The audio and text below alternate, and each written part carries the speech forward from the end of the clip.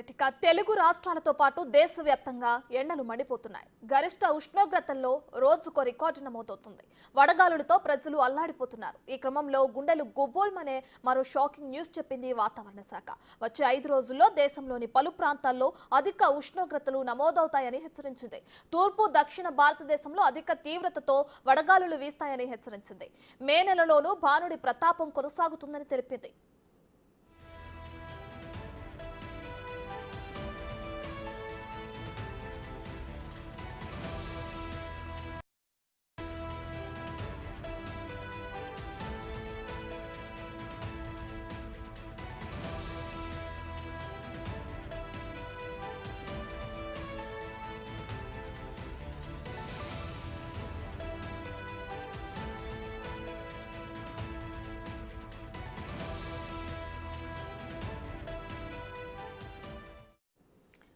ఇదే అంశానికి సంబంధించి మరింత సమాచారాన్ని మా ప్రతినిధి అంజుమ అందిస్తారు. అంజుమ, ఇప్పటికే చూసుకుంటే తెలుగు రాష్ట్రాల్లో పాటు దేశవ్యాప్తంగా కూడా ఎండల ఉష్ణోగ్రత పెరుగుతుంది అని చెప్పేటు వాతావరణ శాఖ కూడా చెప్పడం మనం చూస్తూనే ఉన్నాం. ఇప్పటికి ఇంకా మే వచ్చిన మొదటి వారంలోనే ఈ విధంగా ఎండ తీవ్రత కూడా నమోదవుతుంది. దీనికి సంబంధించిన డీటెయిల్స్ ఏ విధంగా ఉన్నాయి అంజుమ? ఎస్ రత్న, ఉదయం 7 గంటల నుంచే బాణుడు ప్రతాపం చూపిస్తున్నాడు. ఇటు హైదరాబాద్తో పాటు తెలంగాణ రాష్ట్ర వ్యాప్తంగా, అదేవిధంగా 2 తెలుగు రాష్ట్రాల్లో కూడా సూర్యుడి తాపానికి ప్రజలందరూ కూడా ఉక్కిరి బిక్కిరి అవుతున్నారు.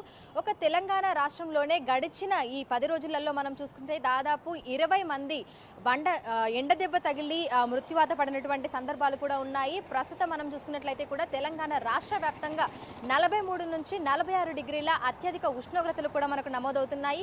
ఇక నిన్న మనం చూసుకున్నట్లయితే పెద్దపల్లిలో 46.7 డిగ్రీల అధిక ఉష్ణోగ్రతలు కూడా మనకు నమోదయ్యాయి. గత ఏడాదితో మనం కంపేర్ చేసుకుంటే ఆ సమయంలో మనకు 38 డిగ్రీల ఉష్ణోగ్రతలు నమోదవుతే ఈ ఏడాది ఏకంగా ఈ స్కోర్ అనేది మనకి 46.7 డిగ్రీలకు చేరింది. అంటే దాదాపు మనకు 8 రెట్లు ఈ ఉష్ణోగ్రతలు పెరిగాయని కూడా మనం 8 డిగ్రీల ఉష్ణోగ్రతలు కూడా మనం పెరిగాయని చెప్పుకోవచ్చు. ఇక తెలంగాణ రాష్ట్ర వ్యాప్తంగా రానున్న 4-5 రోజుల పాటు కూడా ఆరెంజ్ అదేవిధంగా ఎల్లో అలర్ట్స్ ని కూడా వాతావరణ శాఖ ఇప్పటికే జారీ చేయడం జరిగింది. అదేవిధంగా వడగాల్పుల నేపథ్యంలో కూడా దాదాపు 18 జిల్లాలకు ఎల్లో అదేవిధంగా ఆరెంజ్ అలర్ట్ కూడా ఇవ్వడం జరిగింది. తెల్లవారుజాము నుంచే మనకి అధిక ఉక్కపోత అనేది ఉంటుంది. ఇక 7 గంటలకే సూర్యుడు వచ్చేస్తున్నాడు. 7 గంటల నుంచి సాయంత్రం 6-7 గంటల వరకు కూడా మనకు అధిక ఉష్ణోగ్రతలు అనేవి నమోదవుతున్నాయి. బయటకు రావాలంటేనే జనం అల్లాడిపోతున్నటువంటి పరిస్థితులు కూడా ఉన్నాయి. ఇక రోజువారీ కూలీలు అదేవిధంగా అత్యవసర సమయంలో బయటకు వస్తున్న వాళ్ళు ఎండ దెబ్బ తగిలి అపస్మారక స్థితిలోకి వెళ్ళిపోవడము, మృత్యువాత పడడము వంటి సందర్భాలు కూడా మనం చూస్తున్నాము.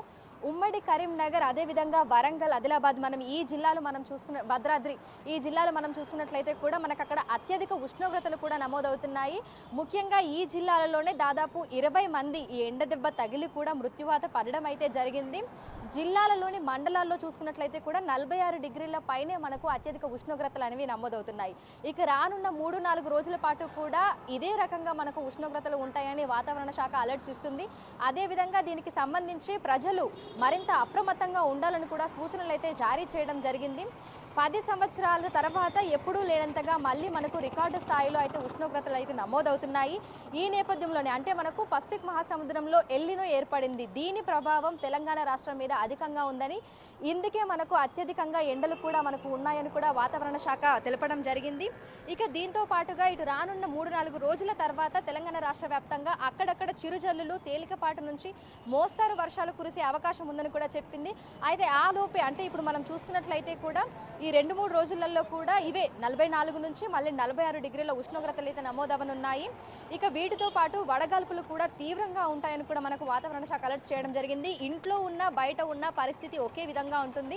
విపరీతమైన ఉక్కపోత ఉంటుంది. అదేవిధంగా అంటే ఏసీలు, కూలర్లు ఏవి ఉన్నా కూడా సరిపోయినటువంటి పరిస్థితి అయితే ఉంది. సో హైదరాబాద్లో మనం చూసుకుంటే లాస్ట్ ఇయర్ తోటి కంపేర్ చేసుకుంటే ఈసారి ఒక్కసారిగా మనకు ఉష్ణోగ్రతలు అనేవి పెరిగిపోయాయి. దీనికి గల కారణం ఒకటి పొల్యూషన్, అదేవిధంగా మనకి కాంక్రీట్ జంగల్ లాగా హైదరాబాద్ మారిపోవడం అని కూడా వాతావరణ శాఖ తెలపడం జరిగింది. అయితే ప్రజలైతే అప్రమత్తంగా ఉండాలని, బయటకు వచ్చినప్పుడు తగు జాగ్రత్తలు పాటించాలని వైద్యులు అదేవిధంగా వాతావరణ శాఖ కూడా హెచ్చరికలు జారీ చేసింది. Right, thank you అంజుమ.